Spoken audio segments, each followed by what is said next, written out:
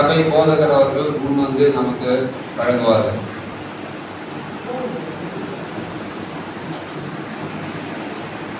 தேவனுடைய பரிசுத்த நாமத்திற்கு மகிமை உண்டாவதாக. இந்த பரிசுத்தமான ஓய்வு நாளிலே உங்கள் அனைவரையும் ஆண்டவராக இயேசு கிறிஸ்துவின் இன்ப நாமத்தில் அன்போடு வாழ்த்தி வரவேற்கிறேன். ஆண்டவர் சென்ற வாரம் முழுவதும் நம்மை பாதுகாத்து மீண்டுமாக அவருடைய பிரசனத்திலே நாம் அமர்படியாக ஆண்டவருக்கு மேலான ஆசீர்வாதத்தை கொடுக்கிறார். அப்படி ஆசீர்வாதத்தை தேவன் நிச்சயமாய் அந்த ஆண்டவருக்கு நாம் நன்றி சொல்லுவோம். ஆண்டவருடைய இதனாலே நாம் வெளிப்படுத்தல் சத்தியத்திலிருந்து தொடர்ந்து 7 சபைகளை கொடுத்து நாம் படுத்து கொடுத்தோம். 2 வாரம் சிறிய ஒரு என்னுடைய சபை நிகழ்ச்சி வந்தபடியால் அதை கண்டினியூ பண்ண முடியாமல் இந்த வாரத்தில் 4வது திருச்சபை கொடுத்து நாம் படிக்க போகிறோம். ஆண்டவர் வெளிப்படுத்தல் புத்தகத்திலே யோவானுக்கு ஆண்டவர் இந்த அருமையான சத்தியத்தை கடைசி நாட்களே வாழக்கூடிய உங்களுக்கும் எனக்கும் திருச்சபை எப்படி எழுப்பி பிரகாசிக்க வேண்டும், திருச்சபை விசுவாசிகளாக நீங்கள் நானும் கடைசி காலத்துல எப்படி ஆண்டவருக்கு சாட்சியாக வாழ வேண்டும் சொல்லி அந்த நாட்களில் எப்படி அவர்கள் திருச்சபைக்கு சாட்சியாக இருந்தார்கள்.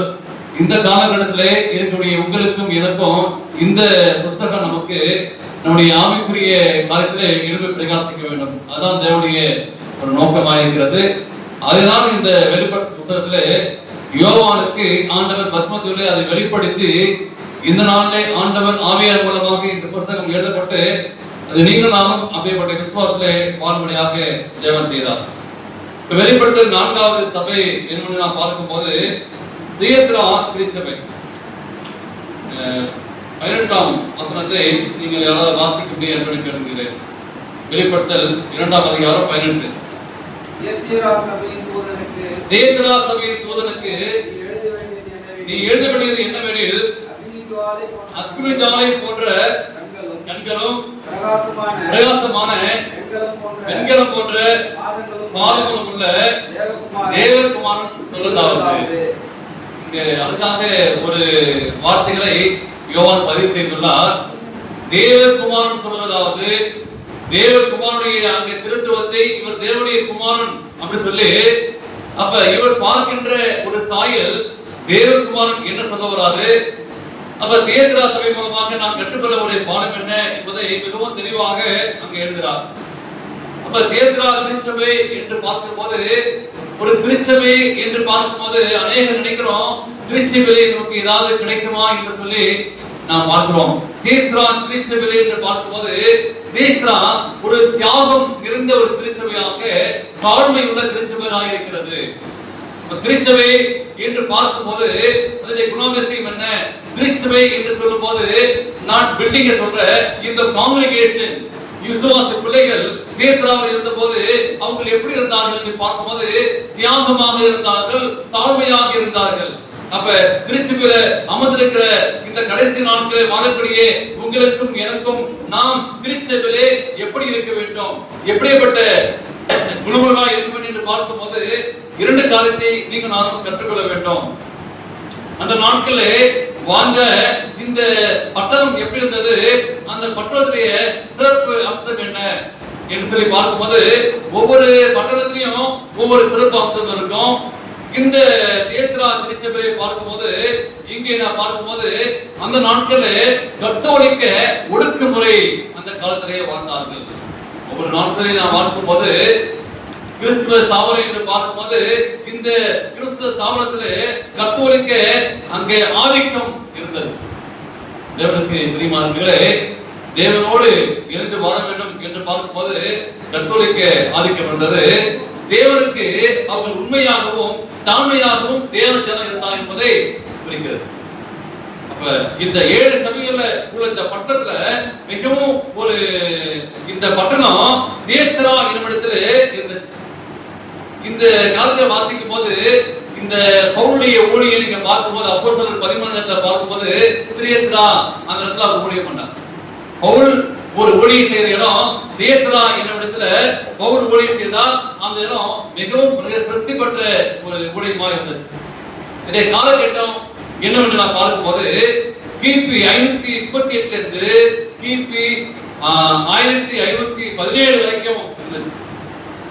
மீண்டுமா நான் ஞாபகப்படுத்துறேன், இவங்களுடைய காரியம் தேவனுக்கு உண்மையாகவும் தாழ்மையாகவும் இருந்தார்கள் தேவ ஜனங்கள். அப்படிப்பட்ட ஒரு திருச்சபை விசுவாசிகள் என காணப்பட வேண்டும். இந்த நாளின்படி திருச்சபை எப்படி இருக்கும் என்று பார்க்கும்போது இந்த பிள்ளைகள் எப்படி இருப்பார்கள் என்றால் உண்மையாக இருப்பார்கள், தேவனுக்கு உண்மையாக அவர்கள் ஓய்வு நாளை கை கொள்வார்கள், ஆண்களுக்கு உண்மையாக இருப்பார்கள், தாழ்மையாக இருப்பார்கள் என்று சொல்லி நாம் கற்றுக்கொள்ள வேண்டும்.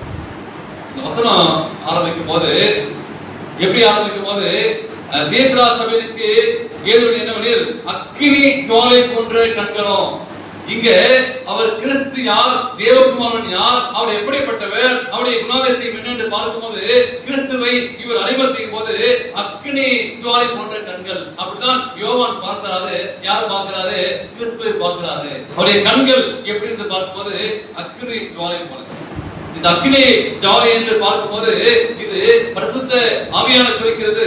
அக்கினியை சுட்டி எடுத்தது போல அக்கினி நாவு.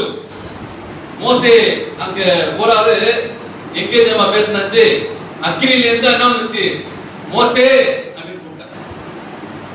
அப்ப அக்கினி நடுவில் இருந்து பேசினார். அக்கினிமயமான அப்ப ஒரு பிரமாணம் எங்க இருந்து பார்க்கும்போது அக்கினிமயத்திலிருந்து தேவன் நமக்கு கொடுத்தத ஒரு பிரமாணம். அப்ப இந்த அக்கினி என்று பார்க்கும்போது தேவகுமாரன் என்று சொல்லி நான் பார்க்கிறோம். அங்கிருந்தா அங்கே ஆண்டவர் பேசினார் என்று சொல்லி நான் பார்க்கிறோம். அப்ப பிரகாசமான ஒரு வெண்கலம் போல இந்த பரிசுத்த ஆவி என்று பார்க்கும்போது அவருடைய தூய்மையை குறிக்கிறது. அவருடைய தூய்மையானவர், அவர் பரிசுத்தமானவர். அவர் பார்க்கக்கூடிய இயேசுவை தேவகுமாரனை பார்க்கும்போது ஒரு பரிசுத்தமாய் காணப்படுகிறார். இந்த கிறிஸ்து யார், அவர் எப்படிப்பட்டவர் என்று பார்க்கும்போது அக்கினி போன்ற ஒரு கண்கள். அப்படின்னா தீமையை பாராத சுத்த கண்ணன் என்று சொல்லி நாம் வாசிக்கிறோம் இந்த தேவகுமாரன். அப்ப தேசா திருச்சபை எப்படி இருந்தது, இருந்து என்ன ஒரு பாடத்தை கற்றுக்கிறோம். இந்த திருச்சபை பிள்ளைகள் தியாகமாக இருந்தார்கள், தாழ்மையாக இருந்தார்கள். அத கிறிஸ்துவை நான் பார்க்கும்போது அவர் பரிசுத்தமாய் இருந்தார். அந்த தேவனை நீங்கள் நானும் வணங்குகிறோம். அந்த தேவனை அந்த இருந்த விசுவாச பிள்ளைகள் அப்படி தாழ்மையாக இருந்தார்கள். அவர் பரிசுத்தமாய் இருந்தார், அவர் நீதியுள்ளவராய் இருந்தார், நியாயத்திற்கு பாத்திரமானவராய் இருந்தார். அப்ப நீதியாய் வாழக்கூடியவர்களை ஆண்டவர் நியாயத்திற்குரிய அவர் உண்மையுள்ளவராய் இருந்தார். அவருடைய அக்கினி ஜுவாலை போன்ற கண்கள் என்று பார்க்கும்போது பரிசுத்தத்தையும் தூய்மையும் அங்கே பிரிக்கிறது தேவனுக்கு பிரியமானவர்களே.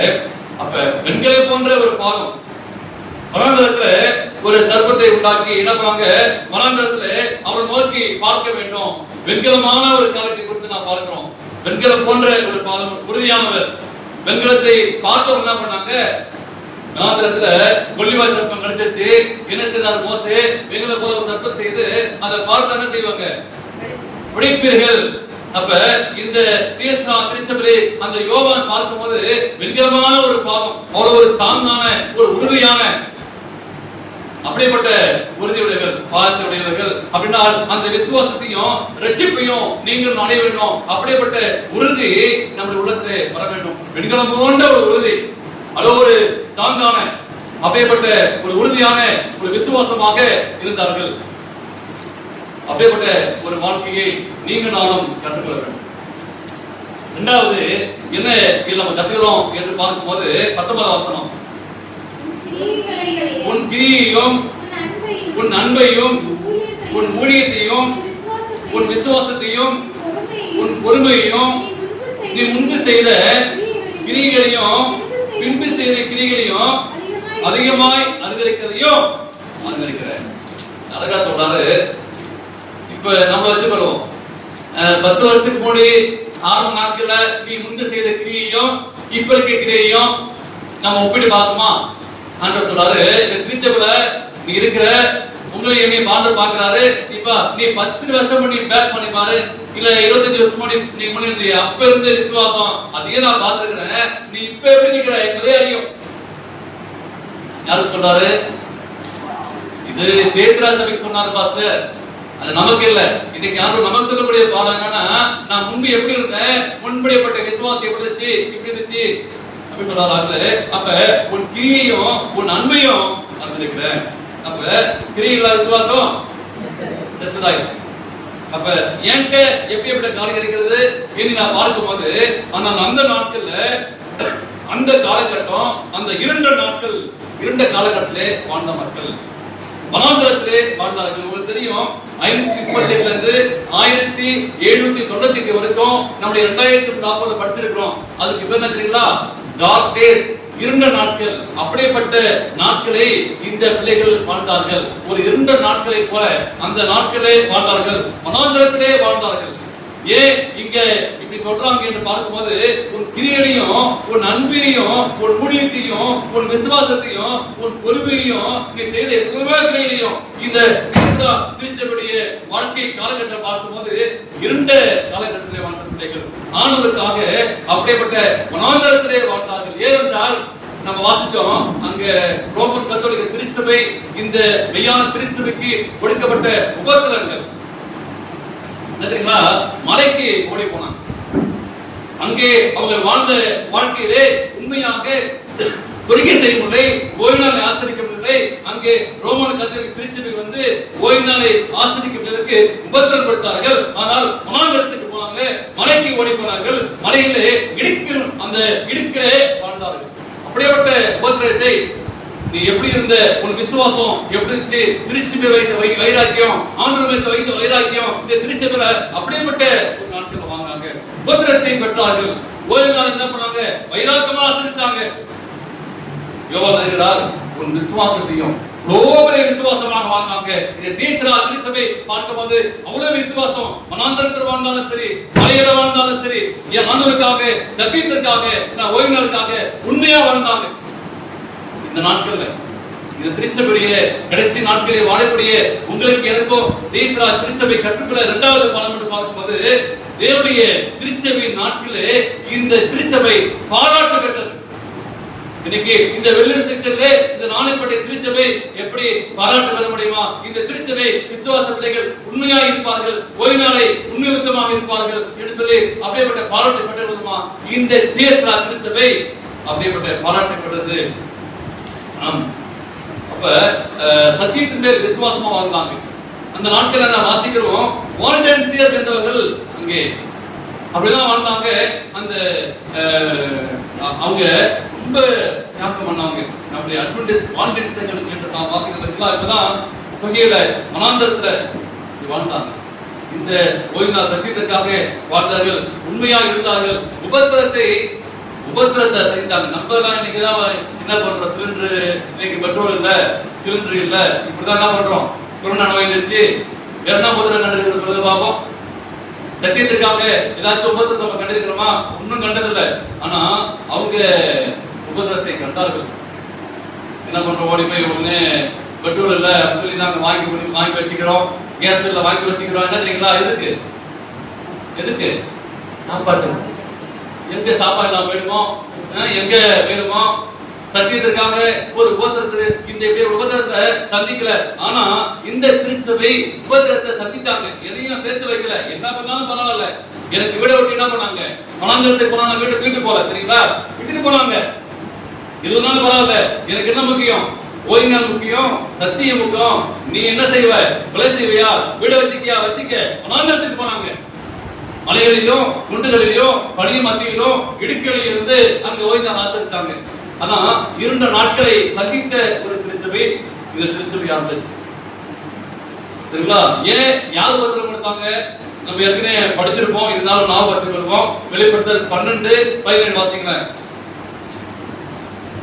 ஏன் உபத்திரம் வந்தது? ஏன் கோபம் பண்ணாங்க? அப்பொழுது வருத்தமானது ஸ்திரீயின் மேல் கோபம் உண்டு, தேவனுடைய கற்பனை மேல் கற்பனை கைக்கொள்கிற இயேசு கிறிஸ்துவை குறித்து சாட்சி உடையவனுமாகிய அவருடைய சந்ததியான மகன்களுடனே யுத்தம் பண்ண போயிற்று. ஏன் அவங்க யார் என்று பார்க்கும்போது, ஸ்திரீ என்று பார்க்கும்போது திருச்சபை இந்த ஸ்திரீ மேல் கோபம் வந்துச்சு. இன்னைக்கு யாருக்கு கோபம் வந்துச்சு? பிசாசு கோபம் வந்துச்சு. அவங்க என்ன செய்யறாங்க? தேவனுடைய கற்பனை கைக்கொள்றாங்க.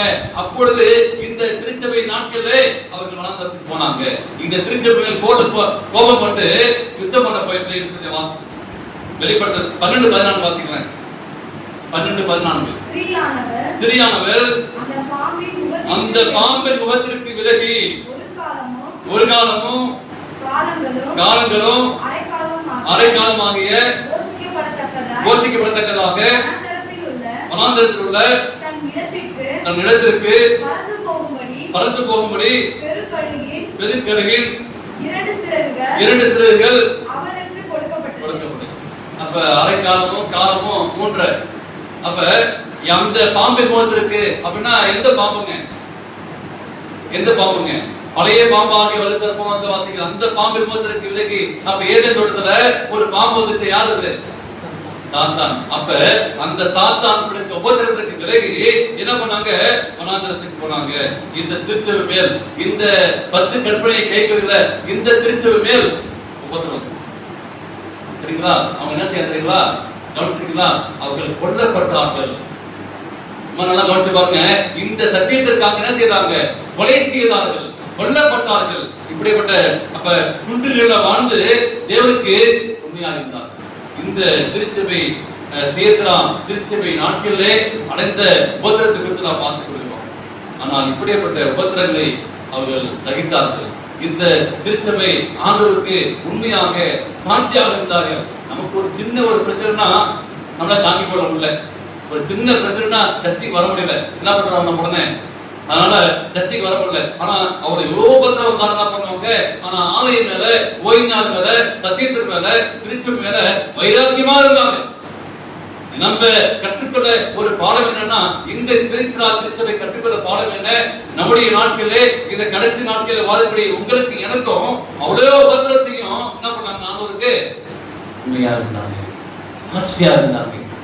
ஐயோ, இது ஆண்டவர் கொடுக்கப்பட்ட திருச்சபையே, ஆண்டவர் எனக்கு கொடுக்கப்பட்ட இந்த திருச்சபையிலே நான் எவ்வளவு சாட்சியம் சொல்லி வனாந்தரத்திலே வாழ்ந்தாலும் சரி, பிள்ளைங்களே ஒருவேளை இல்லாலும் சரி, சாப்பாடு இல்லாலும் சரி, என்ன பண்ணாங்க?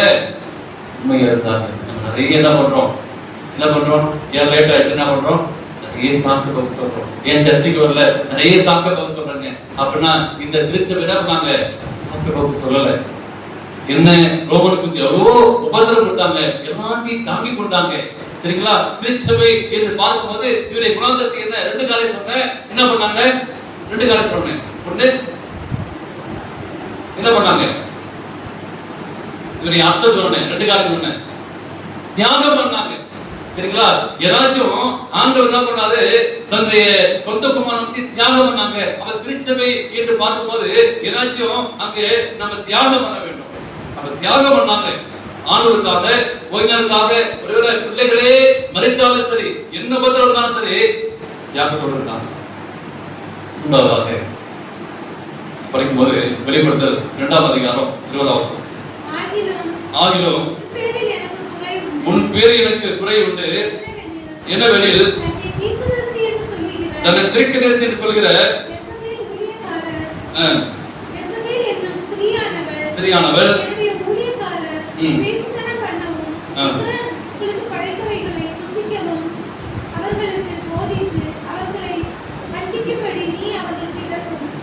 இங்க 20ஆம் வசனத்துல ஒரு காரியத்தை சொல்றாரு ஆண்டவர்.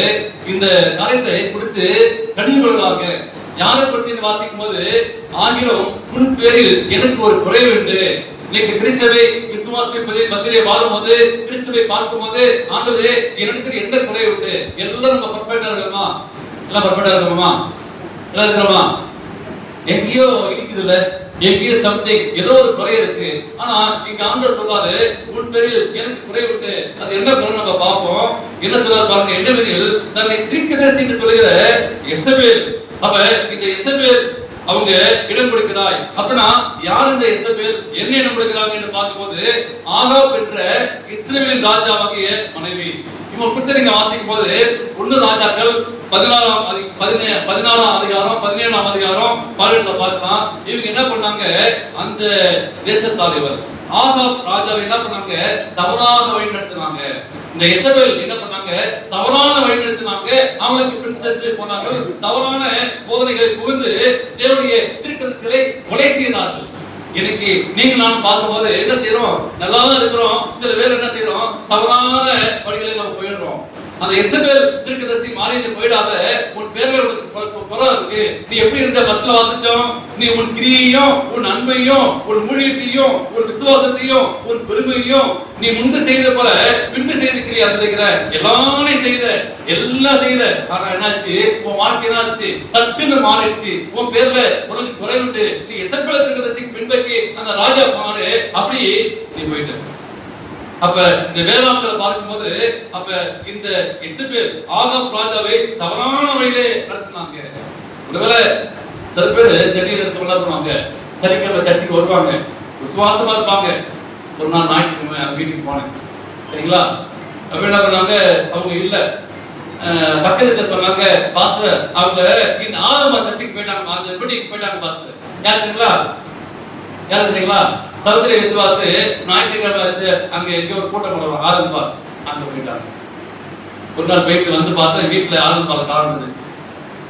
பார்க்கும் போது ஆரம்பால் காலம் இருக்கு, பக்கத்துல சகோதரி சர்ச்சை காலம் இருக்கு, சரிங்களா? அப்ப என்ன பண்றாங்க, காரணம் இந்த டிவியில பார்த்து நீங்க வாங்க அப்படின்னு சொல்லி என்ன பண்றாங்க. அப்ப எசபேல் காமிச்சல் என்ன பண்றாங்க, இங்க ஆரம்பம் என்ன பண்றாரு, ஞாயிற்றுக்கிழமையும் போயிருக்கோம், இங்கேயும் உட்காந்துப்போம். இந்த திருச்சபையில உற்சாகமே இல்லை. அங்க பாருங்க அவ்வளோ கூட்டமா இருக்கு, உற்சாகமா இருக்கு அப்படின்னு சொல்லிட்டு இங்க இருந்து பஸ் பேர் போட்டு ஆட்டோ வச்சுட்டு போயிட்டு அங்க போய் காணிக்கப்பட்டு வந்து தவறான உபதேசத்துல இன்னைக்கு என்ன பண்றோம், பிரிக்கிறோம். உங்களை பார்க்கும் போது அந்த டிவியில பார்க்கும் போது என்ன செய்யும், உங்களுக்கு உற்சாகமா இருக்கும். ஆனா தவறான உபதேசத்துல என்ன பண்ணுவாங்க, பைபிளுக்கு போயிட போறீங்க, உங்க பேர்ல எனக்கு குறை உண்டு. இந்த திருச்சபை சத்தியத்தின் மாதிரி இந்த திருச்சபை சத்தியம் இல்லையா?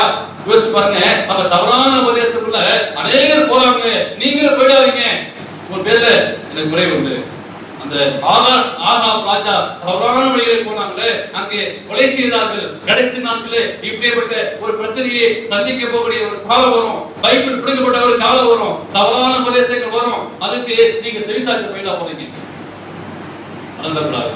அப்ப வேசி என்று பார்க்கும்போது பொய் போதகம் செய்யும் திருச்சபை குறைக்கிறது என்று சொல்லி அங்கே நான் வாசிக்கிறோம். அப்ப தவறான ஒரு காரியம், சிறியானவர் என்னுடைய ஊழியக்காரர் வேசித்தனம் பண்ணவும் அப்படின்னா இந்த டைரக்டர் கூடாது.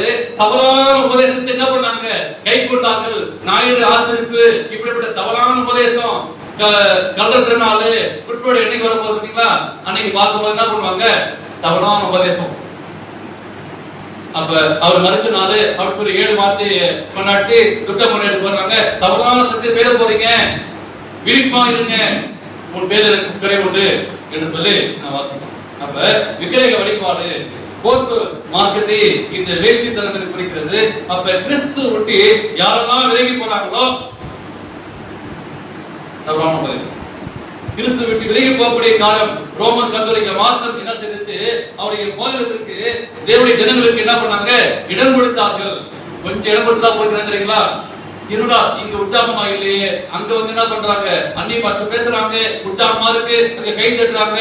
கொஞ்ச நாள் என்னோட திருச்சபை எங்களுக்கு இந்த மினிஸ்ட்ரி மீட்டிங் போனேன், சர்வீஸ் ஸ்கூலுக்கும் மினிஸ்ட்ரி மீட்டிங் போனாங்க. மற்ற திருச்சபை என்ன பண்றாங்க, தவறான உபதேசம் உள்ள வந்து என்ன பண்றாங்க, ஜான் ஜபராஜ் பாட்டு ஓடுது, பெட்மான் பாட்டு ஓடுது, சரிங்களா? அந்த நாட்கள் நீங்க பாத்துக்கீங்களா? அந்த நாட்கள்லாம் இந்த பாட்டை கேட்கவே முடியாது. அப்ப என்ன செய்யுது, கொஞ்சம் கொஞ்சமா என்ன பண்ணுவாங்க, அப்படிதான் அவங்க டான்ஸ் அது மாதிரி என்ன பண்றாங்க, அப்படியே கைத்தட்டு வந்து உள்ளுக்குள்ள புகுந்து இந்த திருச்சபை மாறி போயிடுச்சு. அப்ப என்ன ஒரு காரியம் செய்யறோம், அவங்கலாம் வந்து பிசினஸ்க்காக தயாரித்த ஒரு பாட்டு, சரிங்களா? எப்படி அந்த சினிமா மியூசிக் போட்டு சினிமா டோன் போட்டு எப்படி பாட வச்சு திருச்சபைகள் வருது. நீங்க எல்லா அட்வென்டிஸ்ட் திருச்சபை என்ன பண்ணாங்களா, இப்படி உள்ள வந்துருச்சு. கேட்கும் போது நல்லா தானே இருக்கு, உற்சாகமா இருக்கு, நல்லா தானே பாடுறாரு. ஆனால் ரத்த சிந்தப்பட்டு எழுதப்பட்ட ஒரு பாடல் அல்ல. நம்முடைய சீரன் நினைக்கிறீர்கள் அருமையான ஒரு பாடல். அப்படி தவறான உபதேசத்தை கேட்டு தவறான பாடல் பாடி உங்களை வழிநடத்தி போயிடும், சரிங்களா? பாட்டு மூலமா நீங்க மாறி போயிடாதீங்க. இந்த தேர்தல் திருச்சபையில நம்ம கட்டுக்குள்ள ஒரு பாடல் என்னன்னா, இடம் கொடுத்தாரு. அந்த காலகட்டத்தில் தேவஜனங்கள் தவறு செய்தார்கள். அப்ப எசபேலுக்கு இடம் கொடுப்பதாக அங்க தேவன் சொல்கிறார். இன்றைக்கு நீங்கள் நாமாக பொய் புதற்கு இடம் கொடுக்க கூடாது. நமது குடும்பம் எப்படிப்பட்ட குடும்பம், நமது மனது எப்படிப்பட்டது, நம்முடைய சபை விழுந்து போகக்கூடாது என்பதை தவறான செயல். எந்த விதத்துல நீங்க விழுந்து போட்டீங்கன்னா, ஏதோ திருச்சபை விட்டு தவறான உபதேசம் அது போர்மனமா இருக்கலாம். ஏதாச்சும் ஒரு காரியம் என்ன பண்றோம், எதுல இன்ட்ரெஸ்ட் அதிகமா காட்டுனா தவறான செயல், தவறான உபதேசம். சத்தியத்தை மாத்திரம் இல்ல, உங்களுக்கு எதெல்லாம் திசை திருப்பி போதோ அது தெரியுங்களா, தவறான செயல். அதுல திசை திருப்பி ஆவிக்குரிய காலத்தை படிக்காம அதை கேட்காம தவறான சிந்தனை கொண்டு போச்சுன்னா நீங்க யாரு பின்பற்றீங்க? யார? தவறான வாய்ப்பெல்லாம் பார்த்தீங்களா? உங்களை இதை படிக்காம வேறு வழிக்கு மாற்றி செல்லக்கூடிய உபதேசங்களாய் நீங்க வந்து விட்டது. அதனால் நீங்கள் ஜாக்கிரதையா இருக்க வேண்டும். வெளிப்படுத்தல் 2ஆம் அதிகாரம் 22, 23 வாசிக்கலாம். இதோ நான் இல்ல அதுக்கு முன்னாடி வாசிக்கலாம். 21 வாசிக்கலாம். மனம் திரும்பும்படியாய் அவனுக்கு தவணை கொடுத்து தன் வேசி மார்க்கத்தை விட்டு மனம் திரும்ப விருப்பப்படல. இல்லைங்களா? அதுக்கு அர்த்தம் புரிஞ்சுங்களா? என்ன பண்ணாரு, ஐயோ என் பேர் இன்னைக்கு மாறுவாங்க, இந்த 2025 வருஷம் வந்துச்சு, 25 இருந்தாங்க, 26 மாறுவாங்க, மனம் திரும்பிடாபடியால் என்ன பண்ணாங்க, கொஞ்சம் என்ன பண்ணேன், தவணைக்காரனா டைம் கொடுத்தேன், மனமாறுவான் இன்னைக்கு வருவாங்க சொல்லி நம்ம டைம் கொடுத்து பார்த்தேன். என்ன பண்ணாங்க, வேசி மார்க்கத்தை விட்டு மனம் திரும்பவில்லை. நல்லாதான் இருக்கு, இந்த சவுக்கு சத்தியத்தை காட்டியா அங்க போனா உற்சாகமா இருக்கு, நிறைய பேர் இருக்கிறாங்களே அப்ப என்ன பண்ணாங்க, போய் பழக்கமாயி மனம் திரும்பவில்லை, அது விழுந்துட்டாங்க, தவறான விதத்துல விழுந்துட்டாங்க. இங்க அதுதான் ஆண்டவர் திருச்சபை நேசிக்கிறாரு, வார்னிங் கொடுத்தே இருக்கிறாரு. ஓய்வாளர்களை படிச்ச பார்த்தீங்களா, எல்லாம் நாளும் திரும்ப ஞாபகப்படுத்த பாருங்க. இதெல்லாம் இந்த பூலோகம் காரணம் தெரியுங்களா, பிசாசு என்ன செய்யறான், தவறான உபதேசத்தை கொடுத்து இங்க பாரு, இங்க நல்லா இருக்கு, அதை பாரு அப்படின்னு சொல்லி இந்த உபதேசத்தை கொடுத்து 50 பாத்தீங்களா, எதுலாம் நம்ம கேட்க கூடாது என்ன பண்றோம், யாருக்கு கேட்காம என்ன பண்றோம், கால் வச்சிருப்போம், வச்சு காலவே தவறான கால் வச்சுக்கிட்டு யாருக்கும் தெரியாம கேட்டுங்க, யாருக்கும் தெரிய போகுது சரிங்களா. இந்த கண்ணால பாத்துக்கிட்டு தவறான போயிட்டு என்ன பண்றோம், யாருக்கும் தெரியாது அப்படின்னு சொல்லி என்ன பண்றோம், தவறான கருத்தை கேட்டு இந்த புத்தி என்ன ஆயிடுச்சு, 50 ஒண்ணு தெரியுங்களா சொன்னாங்க பாத்தீங்களா, இது மூலமா கேட்கிறோம், அப்ப என்ன பண்ணுவோம், இதை எழுதுருவோம், பூமி மேலே காட்டை கேட்டு அதை எழுதுருவோம் என்பதை நீங்க மறந்து பார்க்கலாம். அவனை கொடுத்து நீ மனம் திரும்புவோன்னு பார்த்து திரும்பல. என்ன சொல்றாரு, இதோ சரி அடுத்தது வாசிக்கலாம். 23ல அவருடைய பிள்ளைகளையும் கொல்லுவேன், அப்பொழுது நானும் உள் இருதயங்களையும் மாறார் என்று எல்லா சபைகளும் அறிந்து கொள்ளும். அன்றியும் உங்களில் ஒவ்வொருக்கும் உங்கள் கிரியைப்படியே பலனளிப்பேன். சரிங்களா? இங்கதான் உட்கார்ந்து இருப்பீங்க, என்னோட 12 மணி ஆயிடுச்சு, எப்ப முடிப்பாரோ, இந்த இருதயத்துல டைம் ஆயிடுச்சு, அப்புறம் சந்தியா கூட்டிக்கார போகணும், எப்ப முடிப்பாருன்னு தெரியல. சரிங்களா? நம்ம உள்ள என்ன நினைச்சது பாத்தீங்களா, டைம் ஆயிடுச்சு, எப்ப முடிப்பான்னு தெரியல. அவ உறுதியை என்ன நினைக்கும் தெரியாம இருக்கு. நம்ம இங்கதான் இருக்கிறோம். ஆண்டு சொல்றாரு, நீ பார்த்துட்டு இருக்கிற இருதயத்துல நான் உள்ள போது சொல்றாரு, சொல்றாரு என்னமோ கொண்டு வந்து எப்படியாச்சும் நான் சொல்லி மேலாளரை நாண வைக்கணும் அப்படின்னு சொல்லி இந்த திருச்சபை பிளான் பண்ணது. ஆனாலும் என்ன பண்றாங்க, இருதயம் ஏற்படும் போயிருக்கு. அப்ப ஆண்டு சொல்றாரு சரிங்களா, அவருடைய பிள்ளைகளையும் கொல்லுவேன், அப்பொழுது நானும் உள் இருதயங்களை என்ன பண்ணுவேன், ஆராய்வேன். நீங்க என்ன யோசிக்கிறீங்க, என்ன சிந்திக்கிறீங்க சொல்லி என்ன தெரியும், ஆண்டவருக்கு தெரியும். ஆராய்ந்து எல்லா சபைகளும் அறிந்து கொள்ளுங்க. அப்பதான் அந்த திருச்சபைக்கும் இந்த திருச்சபை கடைசி நாட்களை பார்க்கும்போது இந்த திருச்சபை எப்படிப்பட்ட திருச்சபை, இந்த திருச்சபை எப்படி மகிமையான திருச்சபை, இந்த திருச்சபை இளம் திருச்சபை எப்படி இருந்தாங்க, அப்படிப்பட்ட மக்களா வாழணும் என்பதை யாரும் என்ன பண்ணாரு, ஒவ்வொருக்கும் சரிங்களா உங்களுடைய கிரியைகள பலனளிக்கும். எனக்கு ரொம்ப இது படிச்சது என்ன ரொம்ப சந்தோஷமா இருந்துச்சு. சரிங்களா? அந்த தேர்தலாவுல ஒரு அம்மா வந்தாங்க, லேடிஸ் பக்கம், யாராவது சொல்ல முடியுமா? நீங்க இங்கதான் இருக்கீங்களா? தேர்தலாவுல ஒரு அம்மா வந்தாங்க, பைபிள் வாசிக்கிறோம். நாங்க எங்கேயே இருக்கிறோம், பக்கத்து பேரே தெரியாது. தேர்தலாவுல இருந்து ஒரு அம்மா வந்தாங்க, என்ன தெரிய போகுது யோசிச்சு பாருங்க. பைபிள்ல ஒரு அருமையான அம்மா பவுல் கூப்பிட்டாங்க, வருந்தி கூப்பிட்டாங்க. தெரியலையா? எல்லாத்தையும் பயப்படுத்திக்கிறீங்க. இப்படியே காரியம் சொல்ல பவுல எங்க வீட்டுக்கு வருந்தி கூப்பிட்டாங்க. யாரும் அவங்க பாஸ்டர் சொல்லுங்க. யாரு வருந்தி அழைத்தார்கள் வசனம் இருக்கு. அவங்க இருதயம் திறக்கப்பட்டது இருக்கு. சொல்லுங்க பாப்போம். ரத்தாம்பரம் இருக்கிறவங்க துர்காரா 14 எப்ப நீங்க அவங்களுமே மாற போறீங்க? கடைசியா அப்படி முடிக்கலாம்னு நினைச்சேன். இன்னும் வேறே தெரியல உங்களுக்கு. வாசிங்க அப்போஸ்தலர் 14:14.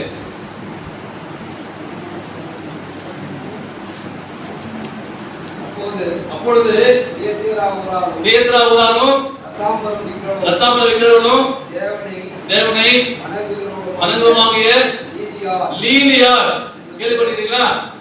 லீதியார் என்னும் பேருள்ள ஒரு ஸ்திரீ கேட்டுக்கொண்டிருந்தால் பவுல் சொல்லியவரை கவனிக்கும்படி கர்த்தர் அவள் இருதயத்தை நல்லா சொன்னாங்க. ஏசப்பா உங்க இருதயம் இல்ல பாத்தீங்களா? உங்க இருதயத்தை யாரும் இருக்கிறாங்க புத்தகம் கேட்டு அப்ப அவங்க யார் தெரியுங்களா?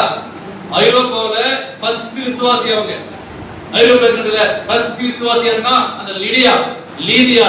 அவங்க என்ன பண்ணுவாங்க? ரத்தாம்பரம் வைக்கணுங்க. எப்படிப்பட்டவங்க? அவங்க என்ன தெரியுங்களா? அப்ப தியத்திரா ஊருக்கு ஒரு சாட்சியானால் அந்த லீதியா அப்ப அப்போஸ்தலனாகிய பவுலை வருந்தி அழைத்தார்கள்.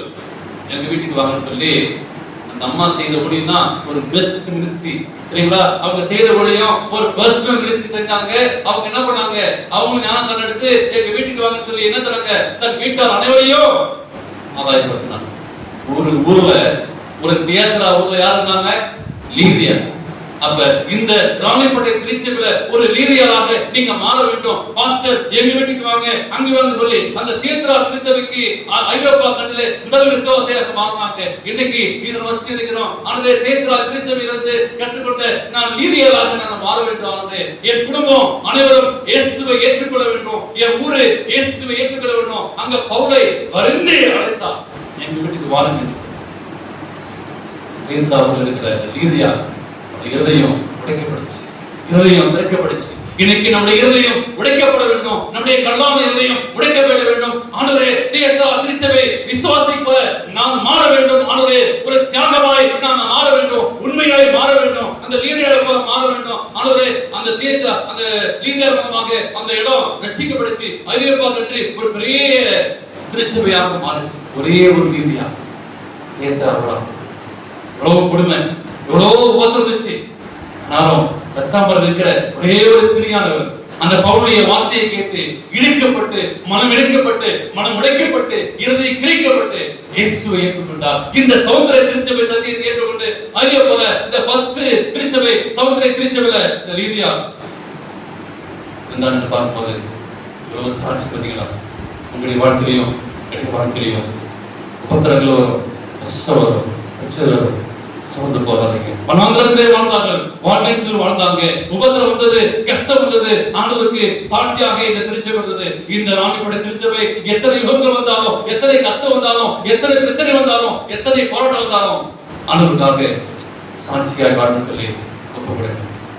அதே போன்ற ஆசீர்வாதத்தை உங்களுக்கு தருவாராக.